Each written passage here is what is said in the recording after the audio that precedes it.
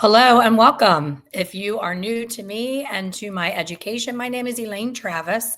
I'm a very passionate hair colorist for almost 40 years. I'm a salon owner and author of the book, A Colorful Journey, which is about all things color and my journey in hair color. I have a membership for passionate hairstylists who want to become expert colorists, increasing their revenue and making color a lot more simple. So I'm here with some new and fabulous tips on corrective color. Something that I've noticed most recently on a lot of hair color, or I'm sorry, not hair color, just forums in general for hairstylists is, in my opinion, corrective color confusion. What does that mean? They are taking a head of hair that the client does not like the color and making the assumption that it always has to be stripped and lifted and all things complicated. I always like to simplify projects to the best of my ability and really step back and look at the situation for what it is. Number one, first and foremost, the consultation. We tend to rush through the consultation to get the mixing done and to get the application done. But if we dug a little deeper in the consultation, it could save us a lot of work, a lot of stress, and a much better outcome as a result of taking the time in the consultation. Here's an example that I see a lot. So on first, sight of this client sitting in your chair, the first thing that you think about when you see it, well, I'm going to find it and put it up and see what the first thing is you think about, but I know what I would think about first and foremost. So you're like, oh, okay, that doesn't match. Her roots don't match her ends. And the first assumption that is made is she has strawberry red color placed on her hair that is an artificial color. However, there's so many other things that this can be. This could be that she was a level 4 brunette and they were starting to lift her level 4 out, and this is where she lifted to and couldn't get any further. This could be she is a natural level 7 and wanted to color her own hair. She picked a box of a level 9 thinking she was going to be this glorious blonde, and she was lifted. And the strawberry, the red tones that you see are what I refer to as RPC, which stands for remaining pigment contribution. The red that you see in her hair is in fact coming from lifting her natural color not far enough to blonde, and she's stuck in that orange zone. So the way that you correct that situation, if it is RPC red, is completely and totally different than red box color or professionally applied color that came out too red and is hot roots. I hope that makes sense. So artificial color, that is red that we need to get rid of versus red that came from the hair as it's lifting. We all know, or I hope that we know, that when we're lifting natural hair, it goes through every single stage of lift and oftentimes gets stuck and won't go any further in that yellow, orange, brassy stage. So again, the way to tackle both of those situations, 1000% different. But what I often see, especially in different forums, one of them being the Malibu group, I see a lot of misinformation, not from the Malibu educators, from people trying to use Malibu products. Malibu products are amazing. Each product has its purpose. DDL is direct dye lifter. I can't tell you how many times I see people going into this situation and saying, but I used DDL and it didn't do anything. And I'm like, well, where's the direct dye that you were trying to lift off? There is no direct dye. So direct dye lifter is completely different than a Kin color remover or a Rusk eliminate or, my favorite that no longer exists, a Pravana color remover. Those products have different purposes and behave differently. So if you don't really understand the tools that you're working with, of course they're not going to work.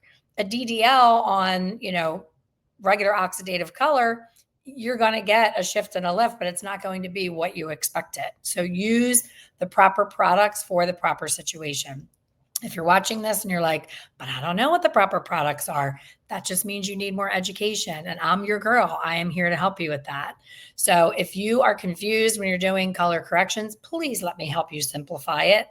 I'm going to show you an example of the difference between my color correction and most educators' color correction. So here is Marie. Marie was way before her time in the gray conversion. She lost her job. She had a very, limited budget for her hair. And she said, as much as I love having fun, you see, she does the vivids in the front and the regular color covering her gray all around. She just said, I just can't afford to do my color anymore. I'm going to embrace my gray.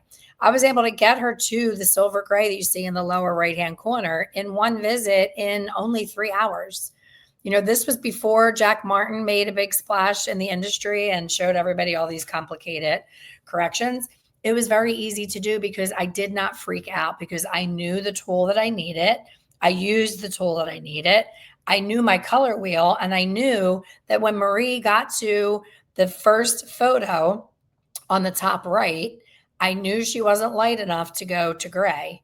So then I did a second color remover, that's your bottom left. And again, not ready to just put gray on there. But I took an extra step and I pre-glazed her.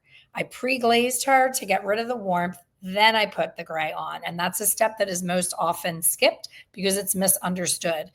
Most hairstylists think that when you pull a tube of silver, it's going to immediately be silver, and that's simply not true. Hair color does not have a brain, but we do. So let me help you grow your brain and your technical abilities to understand how simple hair color correction can really be. I want to show you this other photo of a correction that we did. This poor girl was having her high school graduation photos. We all know those photos stay on our parents' windowsills, pianos, bureaus, all the things. So this is how she came into us. She had done some home ombre kit. For some reason, her ombre turned green. So you don't see green here, and there's a reason. So her ombre turned green. She freaked out. She called us. We did not have any appointments available because we're a very busy color specialty salon. And here's another tip. If you're a consumer watching which I've had many reach out to me, and I appreciate you watching my videos, but this is really more for professionals. If you call a salon and they can get you in that day, most times, I'm going to get a lot of shit for this, but most times if a salon can see you today for a major corrective service, they're not doing very much amazing color, because amazing colorists are booked weeks and months in advance. In our salon right now, I think the soonest color appointment is in 6 weeks. So there's a flag right there. If you do a mishap at home and you call someone, they're like, come on over, we're free right now. Make sure you question if they have the experience necessary. So she went to one of our competitors and they immediately reached for the bleach, an exact example of what I'm talking about on this video. It was like, oh, let's just put bleach on and get rid of that green. The bleach did not get rid of the green. It turned the green blue. So then they turned to the scissors. Let's just cut it off. Wow. Okay. So they cut a lot of her hair off. She was very upset, but she would not let them go any shorter. So this is what she was left with. She came to us. We took a look at her hair and we said, okay, you don't need bleach. You don't need scissors. All you need is to counteract the tones that are seen in there now, because they're all lighter than her natural color. All she wanted was to go back to her natural color. She wanted to pretend the whole mess never happened and wanted to just get a simple, beautiful picture of her graduation. So we looked at her, we did not panic, and we said, okay, what's the opposite of blue? Orange. We went into Redken Shades EQ. We got a level 7 orange, put that where the blue was, did not put it where the blonde was that got bleached from the mess that they did before.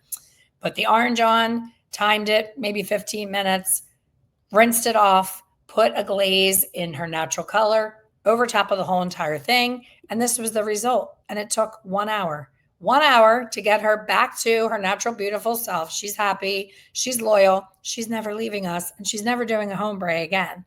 The point is, the first person overreacted and reached for the bleach.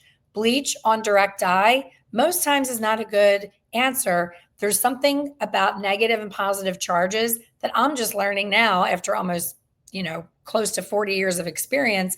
I didn't understand because I don't do vivids. I didn't understand negative and positive charge. Sometimes you need a cream lightener that's ammonia free. That's where the negative positive charge comes in. You'll learn all of this in the Hair Color Secrets Insider Inner Circle, my group, my membership, my tribe. There are many of us who meet every month and we talk about all things hair color. What are you waiting for? I hope you'll join us. I will put the link below so that you can check it out. Come for a month, come for 2 months, come and stay for years like most of our members do, because I am someone they can reach out to in a pinch when they have someone like this show up and they don't know what to do. I can talk them through. We can do what's called a hot seat, and I can get them out of any situation with ease. Thank you for watching. I hope that you will look at corrective color differently and not have corrective color confusion. Thanks for watching. Hit the little subscribe button. It helps me reach more hairdressers and help more hairstylists. And let's all have a colorful year. Thanks for watching.